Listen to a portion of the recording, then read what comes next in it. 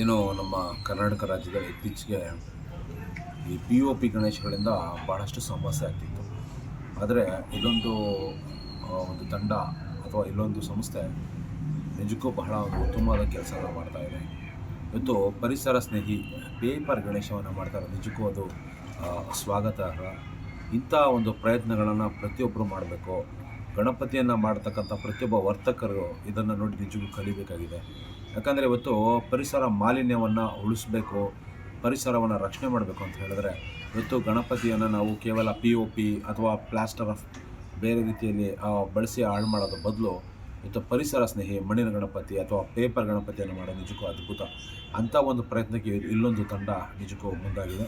So ಅದು ಬಹಳ ಒಂದು ಉತ್ತಮವಾದ ಕೆಲಸ. ಯಾಕಂದರೆ ಇವತ್ತು ಯಾರು ಈ ಒಂದು ಇದಕ್ಕೆ ಹೋಗ್ತಾರೆ, ಇವತ್ತು ಹುಡುಗರಿಗೆ ಪಿ ಒ ಪಿಗಳೇ ಬೇಕು. ಇವತ್ತು ಪಿ ಒ ಪಿಗಳಂತ ಬಳಸಿ ಇವತ್ತು ಪಿ ಒ ಪಿ ಗಣಪತಿಗಳನ್ನು ಬಳಸಿ ಇವತ್ತು ಭಾಳಷ್ಟು ಸಮಸ್ಯೆಗಳಾಗ್ತಾಯಿದೆ. ಇವತ್ತು ಏನೇನು ಮಾಲಿನ್ಯ ಆಗ್ತಾಯಿದೆ, ಏನೆಲ್ಲ ಸಮಸ್ಯೆಗಳಾಗ್ತಿದೆ ಅಂತ ಈಗಾಗಲೇ ಭಾಳಷ್ಟು ಜನಕ್ಕೆ ಗೊತ್ತಿದೆ ಕೂಡ.